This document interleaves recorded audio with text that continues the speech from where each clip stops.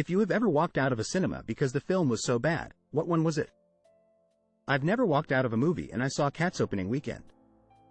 Oh, I remember vividly. It was Battlefield Earth. The shot angles kept being tilted this way and that for no reason, and I started tilting my head so that things would be level. Then my friend joined in. Then we simultaneously were like, are we going to cramp our necks for this? And walked out. I've only ever walked out of one movie, and that was The Last Airbender, directed by M. Night Shyamalan. As a fan of the original animated series, I was excited to see a live-action adaptation, but the movie was a huge disappointment. The acting was wooden, the script was clunky, and the special effects were underwhelming. I made it about halfway through the movie before I decided that my time was better spent doing something else. It's rare for me to walk out of a movie, but The Last Airbender was just that bad. Epic movie. Wasn't epic at all.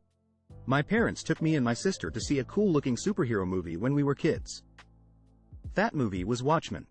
My parents pulled us out after the big blue Ina scene. Edit for clarification. Not to say it's a bad movie, it's one of my favorite movies. I guess this technically counts, but when I went to see Deadpool 2, the cinema accidentally put the wrong film on and played some Amy Schumer film instead. Everyone in the screen thought it was Soma made a Deadpool joke and out of nowhere he'd appear and shoot Amy Schumer, so we were all waiting on that. After about 10 minutes of the film, the staff came into the screen and explained that they had put the wrong film on and couldn't undo it because of their tight schedule, etc., but we would all get our fund and were welcome to stay and watch the rest of the Amy Schumer film. Everyone left. Emoji Movie. Took my brothers to see it while I was babysitting. Almost committed suicide in the theater. Green Lantern. Even Ryan Reynolds acknowledges how bad it is. Avatar: The Last Airbender. Once we got to the montages that were all of season 1, they didn't think were worth it. It was clear this wasn't the show I loved. Way back in the 70s, the movie Freaks, 1932, was re-released due to being banned in America for 40 years. My dad, my brother-in-law and myself went to see it. My dad is an extremely straight-laced, no humor type of guy, and we couldn't figure out why he wanted to see it. It was pretty wild for my dad, but he made it through it. However, the second feature, a horror film called Private Parts, 1972, not Howard Stern's movie, was a bit much for Dad. During a scene where the main character was ucking an inflatable doll full of water and injecting it with blood drawn from a victim, my dad stood up and said in a loud voice, "This is disgusting." And he walked out. My brother-in-law was right behind him. My brother and myself sat there laughing for about another 5 minutes before we got up and left. They were waiting out front for us, and Dad says he was only going to wait another minute before leaving and we would have had to walk home. Not the worst movie ever made, but the only movie I ever walked out of was The Butterfly Effect. I wasn't really enjoying it to begin with, but the girl who went with me had been sawed as a child by her father, so when the basement scene came on I looked at her and could tell she was petrified with PTSD, so I said, "This movie sucks, you wanna go?" And I got her out of there. I left Frozen when I was 11 because I was Scaradalmau. I almost walked out on Jurassic World Dominion, but my friend bought a ticket for me and was super excited about it, so I stayed just for him. I am a huge dinosaur nerd. I love Jurassic Park and am generally happy to see anything featuring dinosaurs. It doesn't happen often, so I'm not picky, just give me my big lizards, thank you. But Dominion was on a whole new level of bad, just why? What's the most creative song lyric you've ever heard? Real G's move in silence like lasagna. They are sharing a drink they call loneliness, but it's better than drinking alone. And then one day you find, 10 years have got behind you. No one told you when to run, you missed the starting gun. Pink Floyd, Time. Around the world, around the world, around the world, around the world, around the world, around the world, around the world. Around the world, around the world, around the world, around the world, around the world, around the world, around the world, around the world. Around the world, around the world, around the world, around the world, around the world, around the world, around the world, around the world. Around the world, around the world, around the world, around the world, around the world, around the world, around the world, around the world. Around the world, around the world, around the world, around the world, around the world, around the world, around the world, around the world. Around the world, around the world, around the world, around the world, around the world, around the world, around the world, around the world. Around the world, around the world, around the world, around the world, around the world, around the world, around the world, around the world. Around the world, around the world, around the world, around the world, around the world, around the world, around the world, around the world, around the world. Around the world. Will Smith don't gotta cuss in his raps to sell records. Well, I do, so UCK him and UCK you too. Well, I know I'm a million times as humble as Theward. Amish Paradise rhymes, fits the theme, is a funny joke, flows nicely. Weird Al. One more minute. I'm stranded all alone, on the gas station of love, and I have to use the self-service pump. You're so vain. You probably think this song is about you. And #X200B. My brain ties itself in knots trying to figure that one out. Safe X is great X.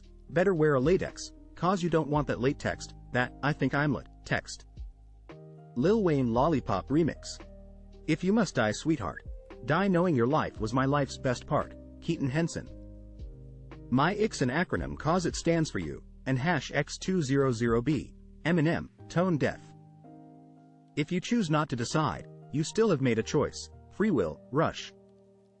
I was so ahead of the curve became a sphere. Fell behind all of my classmates and ended up here.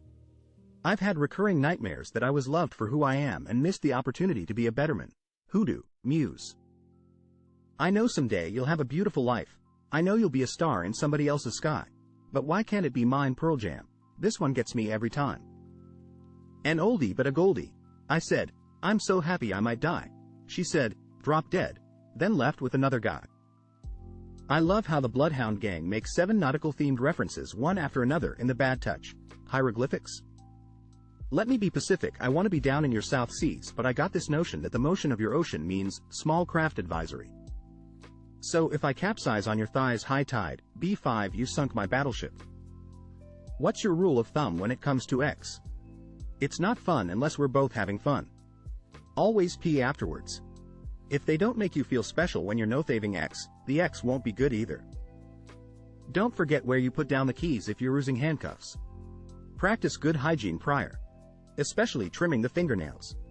If you can't talk about X with them, don't have X with them. We all know our bodies and what we want better than anyone else. You will never have bad X again if you have it with someone you can talk about it with before, during and afterwards. Shower before. Sorry. But no TV. My ADHD is bad enough. Last thing I want is to go limpic noodle inside ya cause someone's mackin' a mean SS hamburger in the background. Young dudes, don't use Orn as a guide. Most women don't want to be choked or spanked or whatever you see on Spank Bang. And if they da, that's a discussion that needs to be had, or after you two are comfortable with each other. Treat people how you want to be treated. If a girl stuck 3 dry fingers up your SS without your consent, you prob wouldn't like it. If you stick your ick in crazy, remember not to leave it there. Nobody's ugly after 2 a.m., but remember it's always before 2 a.m. somewhere. If it doesn't fit, don't force it. First oral, second null, never change the order. If she says you don't need a condom, you need to put on 2. No objection to thumbs. If it fits, I sits. I don't even put my ick in until my wife comes first. A thumb in the means everyone has fun. Wash your ick first. I'm not kidding. Don't give her a UTI. Wash you Rick. Ideally, wash your entire body by taking a shower, but if you're pressed for time, at least wash your ick. Couples, what do you do with morning breath while having X? Totally ignore it. Don't acknowledge it. Enjoy morning X and keep your mouth shut, literally. We DGAF, we banging. Doggy style. We've been together 14 years almost, I think. There's 2 kids in the house. The odd time we have the chance at morning X, you can be damn sure that a little morning breath isn't stopping that ride. It's happening. My GF turns away and doesn't let me kiss her if my breath stinks, but we still have fun. It's just much better to brush my teeth first so I can kiss her. Oral first, so it smells like genitals instead. Brush your teeth. What was the weirdest part of the pandemic? When a bunch of celebrities sang a John Lennon song thinking it'd inspire people or some hit. I don't remember 2021 at all. Any type of party, on Zoom. How fast time went for me, I feel like I lived in a time bubble. Went in early 2020, came out late 2022. I live a block away from a very busy highway. While I never really noticed the sound of the highway, when it was gone, the silence was amazing. Toilet paper hoarding. The politicization of it all. Playing Animal Crossing for 12 hours a day.